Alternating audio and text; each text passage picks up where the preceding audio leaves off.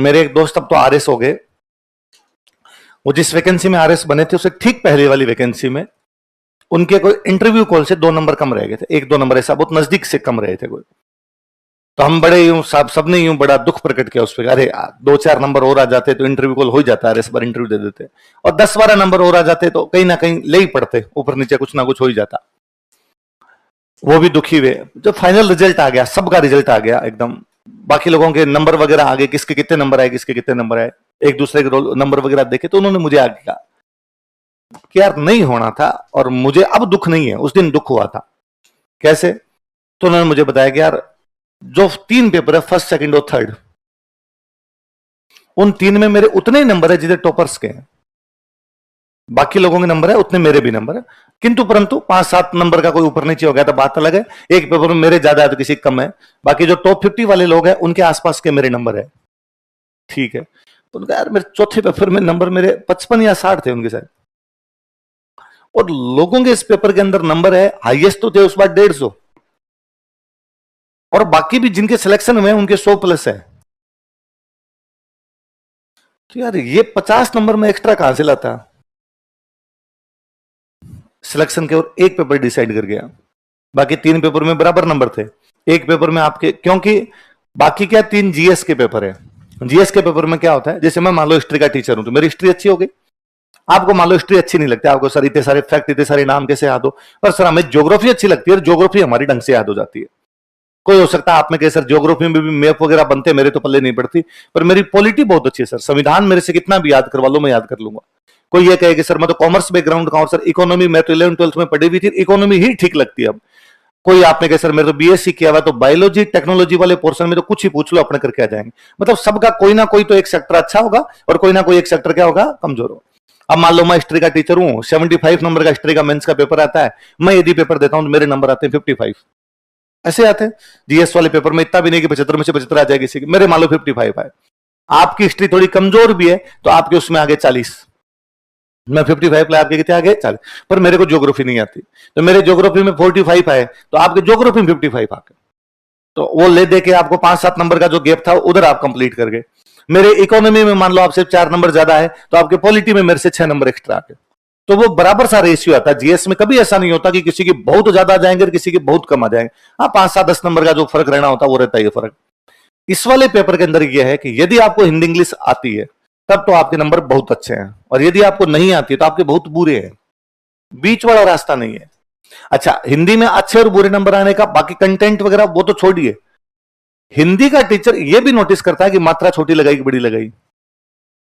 उसका कारण है क्योंकि वो जो चेक करने वाले सर होते हैं उनकी उम्र हो रखी होती है, और उन्होंने पूरी जिंदगी इसी में बिताई होती है कि बिंदी इधर क्यों लगा दी, इधर आनी चाहिए थी, छोटी की मात्रा क्यों लगा दी, बड़ी की मात्रा आनी चाहिए थी, छोटे ऊ की क्यों लगा दी, बड़े ऊ की मात्रा लगानी थी। मतलब हिंदी वाले कई के सर तो वैसे होते हैं कि सुबह सुबह अखबार में भी कमियां निकाल देंगे, अरे ये बिंदी इधर क्यों लगाई, इधर होनी चाहिए थी, वो अखबार में भी अंडरलाइन करके रखते हैं कि अखबार वालों ने आज ये गलतियां कर दी, तो तुम्हें कहां बख्शेंगे। तो सर हम हिंदी पढ़ लेंगे तो हिंदी में क्या पढ़ाएंगे, मात्रा लगाने थोड़ी पढ़ाएंगे। हिंदी में तुम्हें पढ़ा देंगे संधि कैसे की जाती है, पर संधि करने के लिए लिखना तो तुम्हें ही पड़ेगा, तो तुम लिखते सही नहीं हो, सबसे भयंकर वाली दिक्कत है। इसलिए मैं वापस मेरी बात को शायद 100वीं बार दोहराऊंगा, तुम अखबार पढ़ो। इन सब चीजों का एक इलाज है, क्योंकि अखबार पढ़ने से तुम्हें शब्द पकड़ में आने लगेंगे। अभी क्या तुम्हें खुद को ही नहीं पता चलता गलत लिख रहे हैं।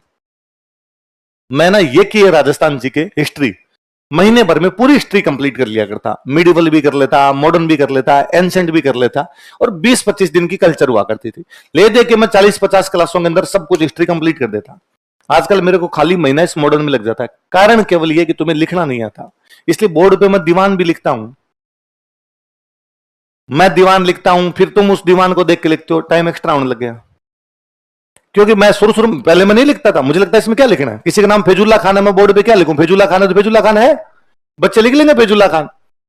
फिर मुझे लगा कि ना ना ना ना, इनको ये बताना पड़ेगा कि फै पे मात्राएं 2 है, जू छोटा है, एक लय आधा है और बाकी ला है, वरना ये इसको गलत लिखेंगे। कोई फैजल खान लिखेगा, कोई फजलू खान लिखेगा, अपने हिसाब से कुछ ना कुछ लिखेंगे, इसलिए बोर्ड पे लिख दिया जाए। पर मुझे दुख इस बात का है कि मेरे बोर्ड पे लिखने के बावजूद तुम गलत लिखते हो। आपने यदि आपने कौन सा दिन है क्लास लेते हुए आज, चौथा दिन है, 5वां हो गया, मंगल बुध बृहस्पति शुक्र शनिवार हो गया क्या? अच्छा, मैं शुक्रवार दिमाग में था, 5वां दिन है। आपने यदि बोर्ड पे नोटिस किया हो तो मैंने का के की को छोड़ के सब कुछ लिख दिया है। मतलब राम सिंह भी मैंने बोर्ड पे लिखा है, क्योंकि मुझे पता है राम सिंह तो यार कोई लिख सकता है, पर मैं जानता हूं ये कहीं नाम सिंह करेंगे। हमें तो नाम ही सुना था, राम नहीं सुना था। आपने ये बोला था नाम राम सिंह, तो मुझे नाम सिंह सुन गया, बीच वाला नहीं सुना था। तो यार मैं लिख देता हूं, इससे अच्छा है। हालांकि एक मेरे लिखने के कारण यह भी होता है कि स्टूडेंट जब दो चीजें एक साथ करता है, देखता है, सुनता है, फिर लिखता है, देखता है, सुनता है, फिर लिखता है, तो चीजें थोड़ी क्लास में याद होने की संभावना होती है। थोड़ी होती तो बहुत ज्यादा है, पर तुम्हारे वाले मामले में थोड़ी, मतलब क्योंकि तुम्हारा ध्यान पता नहीं कहां है कि तुम पूरे तरीके से इस पे यूं फोकस ही हो कि जैसे तैसे करके नोट्स कंप्लीट कर लिए जाए, तो बस उसी में लगे रहते हो तुम।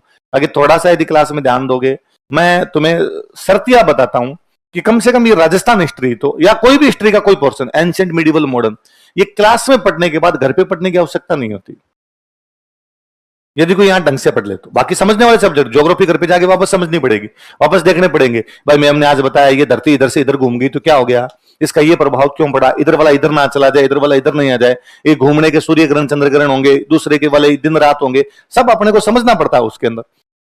इसमें नहीं है, इसमें होता ही है, खूब सारे नाम होते हैं, यदि आप ढंग से थोड़ा सा ध्यान दो तो ये 50-60% यही याद होते हैं, क्योंकि हम उन पे चर्चाएं करते हैं, हम खूब सारी बातें करते हैं उन पे। 30-40% होते हैं जिनको घर पे जाके याद करना होता है और एक बार उनका रिवीजन करना होता है। मैं साइंस का स्टूडेंट हूं, जब तक यहां तैयारी करने नहीं आया था, अपना और हिस्ट्री का दूर दूर तक कोई लेना देना नहीं, पढ़ी भी नहीं थी। मैं तो जब यहां तैयारी करने भी आया था, तो तब हमारे टाइम में क्या प्री में सब्जेक्ट लेने पड़ते थे। तुम्हारे प्री में सब्जेक्ट नहीं आते? तुम्हारे तो प्री में एक पेपर आता जीएस का, हमारे टाइम में प्री में 2 पेपर आते थे, एक पेपर आता सब्जेक्ट का, एक पेपर आता जीएस का। आपके तो यह है कि मेंस में भी जीएस के 4 पेपर होंगे, 3 जीएस के और एक हिंदी इंग्लिश के। हमारे ये नहीं था, हमारे ये था कि आपको मेंस में 2 सब्जेक्ट लेने पड़ेंगे, एक जो प्री वाला सब्जेक्ट है, एक और लेना पड़ेगा आपको सब्जेक्ट, और उन 2 सब्जेक्ट के 4 पेपर होंगे। तो 4 पेपर होते वो, 2 होते जीएस के, एक इंडियन जीएस और एक राजस्थान की जीएस। 2 बाद में अलग अलग होते हैं आपके हिंदी इंग्लिश के, हिंदी का पेपर अलग और इंग्लिश का पेपर अलग, उसमें भी हिंदी का पेपर 200 नंबर का, इंग्लिश का पेपर 100 नंबर का। तो हमारे थोड़े अलग अलग टाइप के पेपर हुआ करते। मैं जब यहां तैयारी करने के लिए आया तो एक सीनियर थे, उन्होंने मुझे कहा था कि यार तुझे तैयारी करनी चाहिए। बाकी मत, मैथ्स पढ़ाने वाला टीचर था, मैं बीकानेर में मैथ्स पढ़ाया करता था। ये आपके बैंक वाली, एसएससी वाली, ये मैथ्स, इससे कोई अपना दूर दूर तक ही लेना देना नहीं। उन्होंने मुझे कहा यार तू पढ़ने में थोड़ा ठीक है, तू तैयारी करने के लिए आ जा। मैं यहाँ आ गया तो मैंने उनसे पूछा आके, भाई ये सब्जेक्ट लेने होते हैं, सब्जेक्ट क्या लूं? तो उन्होंने कहा तू स्प्रिंग बोर्ड में कोचिंग कर ले, और वहां हिस्ट्री सब्जेक्ट है, तू हिस्ट्री ले ले। मेरा हिस्ट्री केवल इसलिए लिया क्योंकि स्प्रिंग बोर्ड में हिस्ट्री थी। स्प्रिंग बोर्ड में जो वो कोई पॉलिटिकल साइंस होती, मैं पॉलिटिकल साइंस लेता। स्प्रिंग बोर्ड में यदि कुछ ज्योग्राफी होती तो मैं ज्योग्राफी लेता। उन्होंने कहा था कोचिंग यही करनी है, ये कर ली। अब मेंस में 2 सब्जेक्ट लेने होते, तो फॉर्म में भरना होता था पहले। तो मुझे अभी याद है, मैं दिलीप सर के पास गया कि सर मेरा एक सब्जेक्ट तो हिस्ट्री है, मैं कोचिंग आता हूं आपके पास, ये सेकंड सब्जेक्ट क्या भरूं? तो सर ने कहा वो तो तुम्हारी चॉइस होनी चाहिए, तुम्हें क्या अच्छा लगता है? वो तो पता ही नहीं हमें क्या अच्छा लगता है, तो समझ भी नहीं आया कभी खुद कोई। तो क्या भरोगे तुम? आप बताओ, वही भर दूंगा मैं। तो फिर वो पढ़ लोगे? हाँ वो पढ़ लेंगे। तो सर ने कहा देखो यार तुम तुम्हारे हिसाब से डिसीजन लो। मेरा वापस सवाल था सर से, आप क्या पढ़ाते हो इस हिस्ट्री के अलावा? सर ने कहा मैं फिलोसफी पढ़ाता हूं, इसलिए फिलोसफी बदली कि वो दूसरी जगह नहीं जाना पड़ेगा। सर वाले हमें समझ में भी आती थी बहुत अच्छी, तो चलो फिलोसफी पढ़ देते हैं। वो तो जब हिस्ट्री पढ़नी शुरू की तब समझ में आया कि अपना सब्जेक्ट यही है, अपने इधर उधर दूसरी जगह फालतू में भटके मार रहे थे। तो तब मुझे याद है, मैं मेरे एक सीनियर थे, हम दोनों कोचिंग आया करते, तो मेरे को इतना अच्छा लगता था, मतलब मेरे जीवन के सबसे बेहतरीन साल है जो कोचिंग में निकाले। मुझे अब भी कोई कहे कि टाइम मशीन से वापस जाना हो तो मैं कहूंगा मैं कोचिंग वाले सालों में वापस चला जाऊं। जुलाई 2010 से लेके दिसंबर 2011, 1.5 साल के आसपास में कोचिंग आया था। दिल्ली आते 3 बजे से 7 बजे शाम वाला एक बैच हुआ करता था, उसमें आया करते दिलीप सर। 2 घंटे की हिस्ट्री हुआ करती, 2 घंटे यूं जीएस की करंट वगैरह इस प्रकार की चीजें होती, हिस्ट्री लिखवाते। तो मुझे यूं रहता था कि 2 घंटे की क्लास से बाहर निकलूं तब तक याद रहना चाहिए, घर पे जाके हिस्ट्री नहीं पढ़ूंगा। और घर पे जाके वापस हिस्ट्री याद की, ये मेरी बेइज्जती है, इसका मतलब मेरे क्लास में समझ में नहीं है।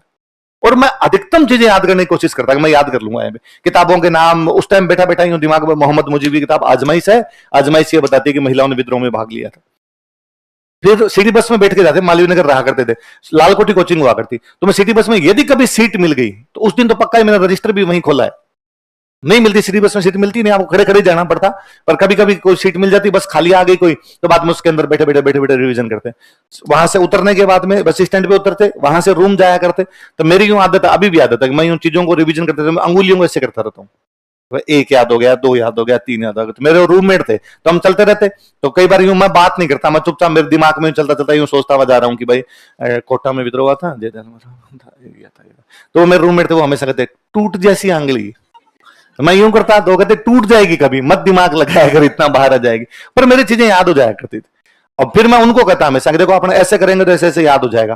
तो वो भी मेरे जितना नहीं कर पाते थे, उनका दूसरे सब्जेक्ट अच्छे थे, हिस्ट्री में थोड़ा सा वो रहते थे, पर वो भी याद कर लिया करते। फिर हम घर पे जाके थोड़ा सा एक बार उसकी रीडिंग लगाते, फिर एक दूसरे को सुनाते कि आपका रजिस्टर मुझे दो, मुझे मेरा वाला रजिस्टर आप दो। उनके भी याद हो जाया करती, मेरे भी चीजें याद हो जाया करती। तब मेरा यूं पढ़ा हुआ है, समझा हुआ है कि भाई हिस्ट्री को याद करने के सिंपल तरीके हैं कि अपने क्लास में थोड़ा सा ध्यान दे दें, ये नाम वगैरह जो इनको आपस में थोड़ा रिलेट करना शुरू कर ले। पर वो तभी है जब क्लास में ध्यान दे। आपका क्लास में केवल एक चीज पे ध्यान है कि कैसे लाइन कंप्लीट कर ले, आपसे लाइन कंप्लीट नहीं होती। मैंने लिखवा दिया, मैं पहले बोलता हूं, आप नोटिस करना वापस, मैं पहले बोलता हूं एक कोटा में राजा, उसका नाम है राम सिंह सेकंड। फिर वापस कहता हूं राजा महाराजा तो सारे अंग्रेजों के समर्थक थे, राम सिंह भी किसका समर्थक है? अंग्रेजों का। फिर मैं बोलता हूं कि राम सिंह सेकंड अंग्रेजों का समर्थक था। मैं अंग्रेजी वाली लाइन की तरफ चला जाता हूं बाद में कि Ram Singh second was British supporter. Hindi medium वाला स्टूडेंट राम सिंह सेकंड अंग्रेजों का, फिर यूं बैठा है, मैं अंग्रेजी बोल रहा हूं, तब तक वो इतना भी दिमाग नहीं लगा रहा कि आगे क्या हो सकता है। पता उसको भी आगे समर्थक है लिखना है, पर बैठा है आजा तू, आजा वापस आजा, अंग्रेजी बोल दे, वापस आ। एक बात मैं वापस आता हूं, राम सिंह सेकंड अंग्रेजों का समर्थक था, तब लिखता है समर्थक था। उसमें भी कई बार वापस, समर्थक के आगे क्या है? इसका मतलब उसका ध्यान केवल और केवल किसमें है? लिखने के अंदर है। तो कई बार तो मुझे लगता है फिर इससे अच्छा तरीका तुम्हें नोट्स बांट दें, लिखवाए क्यों, फिर तो नोट्स दे दी जाए। और तुमसे अच्छी राइटिंग में तुम तो इतनी ये कमियां कर लेते हो, मात्राएं से नहीं लगाते, उनके अंदर कोई कमी भी नहीं होगी, ये कर ले, मैं केवल तुम्हें पढ़ा दूं, नोट्स बांट दूं पहले, फिर राजी हो तुम? हाँ ना तो भरो, नहीं लिखोगे तो फिर देख लिया करो, है ना। और ये इन आगे वालों को मैं इसलिए डांट देता हूं, इनकी कॉपी मुझे दिखती है, बाकी तुम पीछे वालों को तो दिख जाए तो माथा फोड़ ले कोई आदमी, है ना। तुमने जो उसके अंदर परचम लहरा रखे हैं ना अपने अपने रजिस्टर के अंदर, आप में सिंगल, आप 600-700 बच्चे बैठे होंगे, आप में सिंगल एक बंदा ये नहीं कह सकता कि सर मेरा रजिस्टर पकड़ो, और एक भी नहीं है। अभी देख लूंगा मैं, अभी के सर में हमारा बाल कतरा, हम आए बाल कटवाने के लिए गए नाई के पास में, उनको जाकर मेरे सिर में कितने बाल है, उसने कहा 5 मिनट में सामने ला दूंगा मैं। अरे तो मैं अभी लिखवाते लिखवाते देख लूंगा, अब तेरे वाली कॉपी देखूंगा मैं, दूसरी देखूंगा। तेरे से शिकायत है कि तू ये क्यों लेके बैठी है रफ है? तो टेबल हो तो फिर कल किस पे लिखे थे? हाँ तो अभी फेयर में क्या कर, इसमें लिख लिया जाएगा, ऐसा कुछ ही नहीं है। ये भी मत क्या करो, आप में से ऐसे कितने लोग जो यहाँ रफ में लिखते हैं घर पे जाके फेयर करते हैं? हाँ नहीं है तो ही ठीक है, तुम हो, अब तुम 12वीं कर ली ना, पास हो गए ना। हाँ तो ये 12वीं वाली बातें नहीं, ये टावरों की बातें हुआ करती थी कि 2 कॉपी होगी, एक फेयर होगी मेरे पास, एक रफ होगी, पहले रफ में करूंगा फिर फेयर में करूंगा, ये मेरे 2 बातें कभी नहीं समझ में आई। ये तो फेयर रफ वाली, एक मेरे कभी नहीं समझ में आई कि नोट्स के अंदर भी 5-5 पेन यूज कैसे लिए जाते हैं, लाल अलग नीला अलग, है ना। और उसमें भी कई बार क्या होता है कि कई बार मैं किसी ना किसी वजह से भूल गया, कि मान लो दिमाग काम नहीं किया, उस समय बोलते बोलते को दूसरी बात समझाते भूल गया। ऐसे मैं ऊपर हेडिंग लिखवाता हूं कोटा का जन विद्रोह, लिखवानी भूल गया और कुछ हो गया, या मैं ये बोलना भूल गया कि हेडिंग चेंज करो, और स्टूडेंट को हमेशा हेडिंग लिखनी है अपने काले से, उसने नीले से कर दी, और फिर मैंने लिखा कोटा का जन विद्रोह का, उस पेन को और चेंज करता है वो। और मेरे को तुम वो तो सबसे अधिक क्यूट लगती हो जो व्हाइटनर लेके आते हो, मुझे लगा तुम्हारे तो गाल खींचू मैं, यार कितने यूं फूट रही टावर है, व्हाइटनर कौन लेके आता है कोचिंग में। और मतलब कभी कभार 100 में से 1 बार कभी ऐसा होता होगा कि मैंने लिखवाते समय की ताराचंद पटेल, मैं ये मालूम लिखवाता हूं कि निम्बा हेड़ा में नीमच के विद्रोहियों का जन स्वागत किया गया था। अब मैं जन स्वागत किया गया था, मैं कई बार चलता चलता मेरे दिमाग में पता नहीं आउट हो जाता होगा, मैं उस लाइन को चेंज कर लेता हूं कि निम्बा हेड़ा में नीमच के विद्रोहियों का जनता द्वारा स्वागत किया गया था, बात तो एक ही। अब उसने पहले लिख लिया जन स्वागत, अगली लाइन में बोल गया जनता द्वारा, मेरे तरफ देखे, अरे एक ही बात है, तू बोले जन स्वागत लिख, बोले जनता द्वारा स्वागत लिख। राइटनर से कहता सर रुक जाओ एक बार पूरा कर लेने दो। कितने लोग हैं तुम्हारे में से जो ये अलग अलग 5-7 हरे लाल नीले पेन लेके आते हैं? लड़कों तुम तो यदि लेके आते हो, लड़कियों को मैं माफ करूंगा इस मामले में, इनकी प्रवृत्ति है ये 5-7 पेन यूज में लेगी। लड़कों तुम यदि लेके आते हो तो तुम्हारे में लड़कियों जैसे गुण विकसित हो चुके हैं, इसलिए तुम नहीं लेके आओगे, तुम्हें मरा माफ नहीं करूंगा मैं। तो ध्यान रखा करो यार थोड़ा।